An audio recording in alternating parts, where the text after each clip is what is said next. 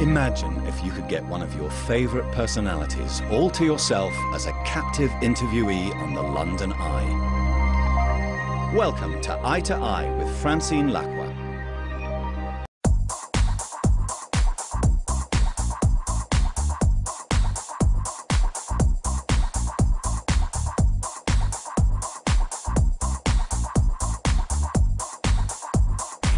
Welcome to Eye, the interview show for high flyers. My guest today is the international best-selling author who sold more than 100 million books. Meet Ken Follett.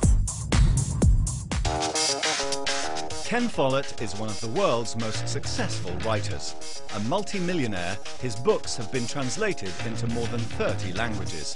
His best-selling novel, The Pillars of the Earth, sold more than 18 million copies and became a hit TV series.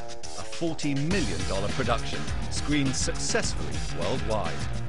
Now he's embarking upon his most ambitious project yet, a trilogy of historical novels to be released over the next 2 years. For the next half hour, Ken Follett is our captive in a capsule on the London Eye. He's talking to Francine Lacqua about his life, his success, and the changing face of the publishing world. Ken, thank you so much for being on the London Eye with us. What makes you such a successful author? Well, I think the key factor is that the reader must engage emotionally with the book.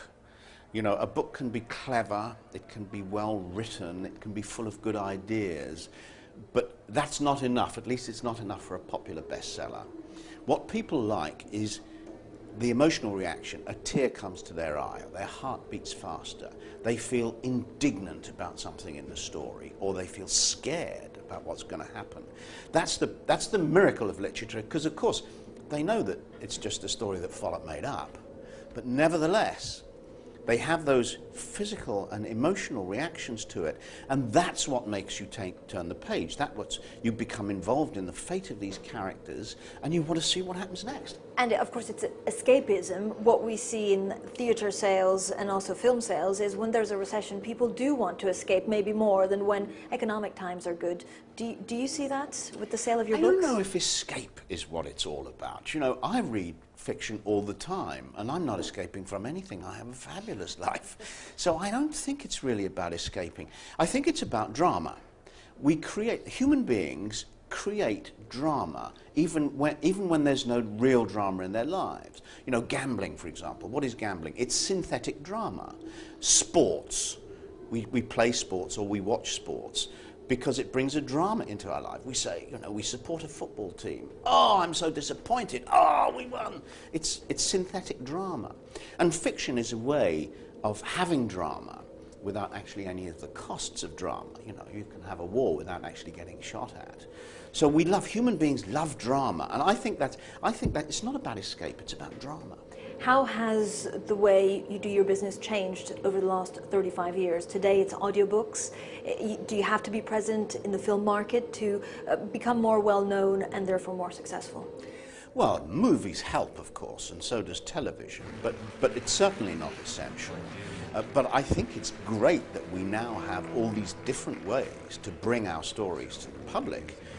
You know, audiobooks are great. There's a percentage of people who struggle to read, dyslexic people. You know, it's about 4% of the population is severely dyslexic. And blind people, for example. And we have audiobooks. We have e-books for people who would rather read on a screen than carry a book around. How does the internet change the way that you, I guess, run your business? You have more reviews, you have more access to a lot of these books simply by going on blogs or the internet. The internet is great for me because I've always done a lot of research for my books.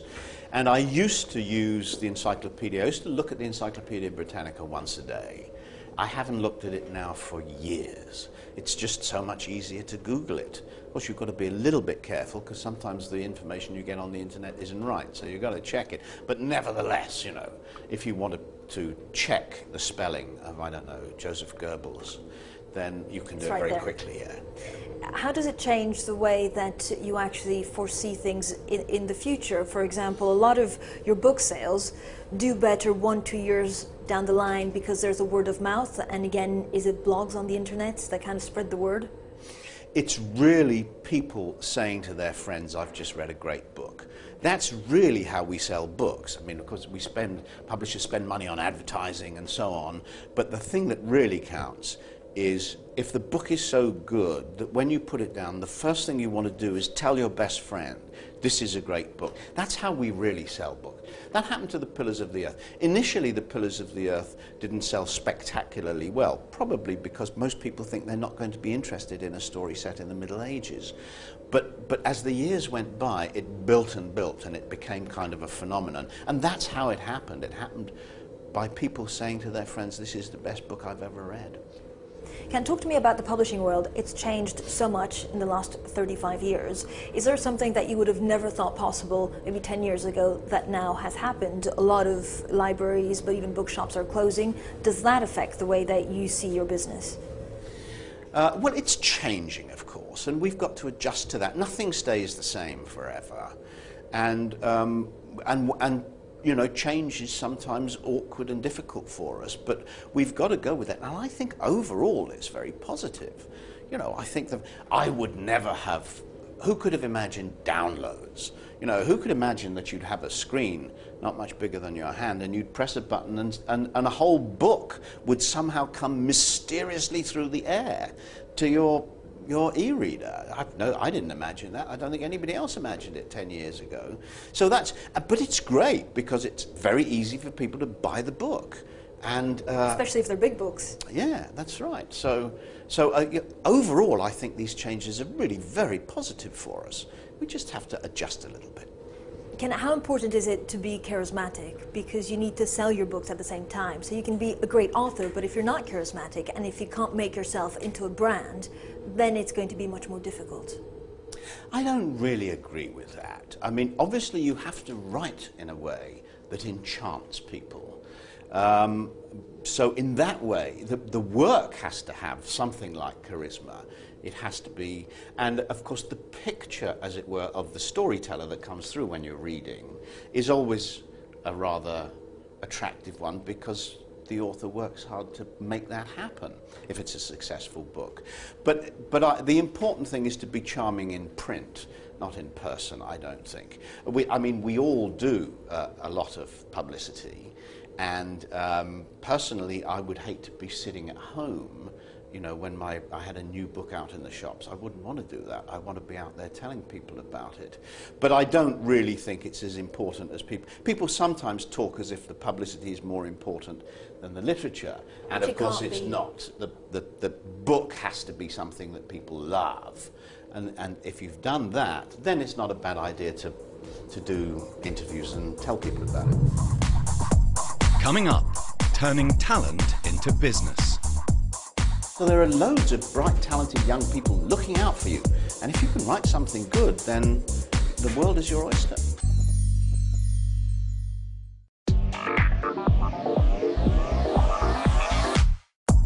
Meet Ken Follett, one of the world's most successful writers. He sold more than 130 million books worldwide to earn international recognition. But at a time when blogs and social networking are challenging the dominance of print, is it still possible to make it in the publishing industry? The conversation on the London Eye continues. Was it difficult to get published at first? It wasn't actually difficult to get published. My first book was published by the first publisher I sent it to. It wasn't very good and it wasn't a successful book.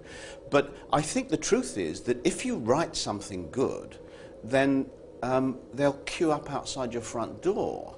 It's not actually difficult to get published. It's not a closed world that outsiders can't get into. Most young people in publishing houses and in literary agencies are desperate to find an unknown writer and bring that writer to the notice of the world, because that's how you make your reputation. So there are loads of bright, talented young people looking out for you. And if you can write something good, then the world is your oyster. Do you remember what happened between the book that was not so successful and the one that became very successful? Yes, I remember it very vividly. My first successful book was Eye of the Needle, and it was my 11th try. I had actually published 10 unsuccessful books. And there are a number of things I did differently. It was the first book that I planned properly. And that turned out to be very important for me. There are some authors who don't need to plan, who do it kind of instinctively. But I'm not like that.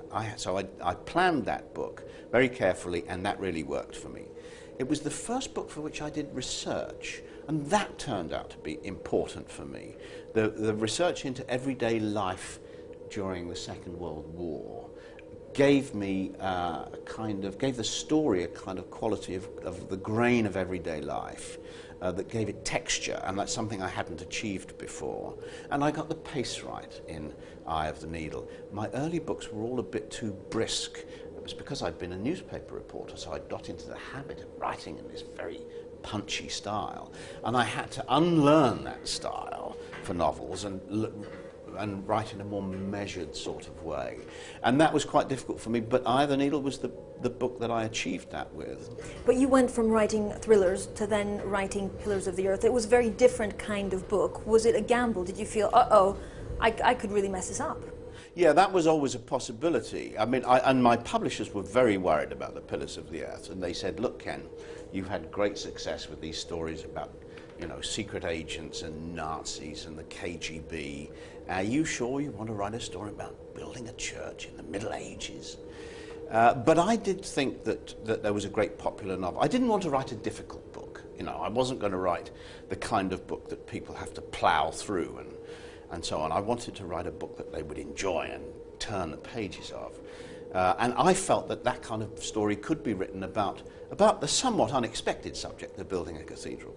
If you look at your life now, what was the biggest inspiration, or I guess your best investment in what your career now gives you? My most important asset is the hundreds, if not thousands, of novels that I read as a child and a young man. Because nearly everything that you know as an author about writing comes from reading. That's how you know what a sentence is, what a paragraph is, a cliffhanger, what constitutes drama, how to use dialogue to tell the story. All that you learn by reading novels by other people. So when you start, as I did at the age of 21, writing fiction, you already have a huge knowledge of literature. And of course I never considered that as an investment. I did it because I enjoyed it. When did you realize you were such a huge success? When it got translated into different languages, or when actually you surpassed the 1 million sales? Well, when Eye of the Needle came, was a big success. I thought, well, a lot of people just write one book, one good book. And then my next book, Triple, was also a success. And then I thought, well, maybe they bought Triple just because they liked Eye of the Needle. And then the third book, The Key to Rebecca, was a big success. And I thought, okay, now I believe it. Now I'm going to be doing this for the rest of my life. I believe that I can be an author. You're a brand now. How are you going to build on that success? Through film, or just focusing on the writing and writing many more books?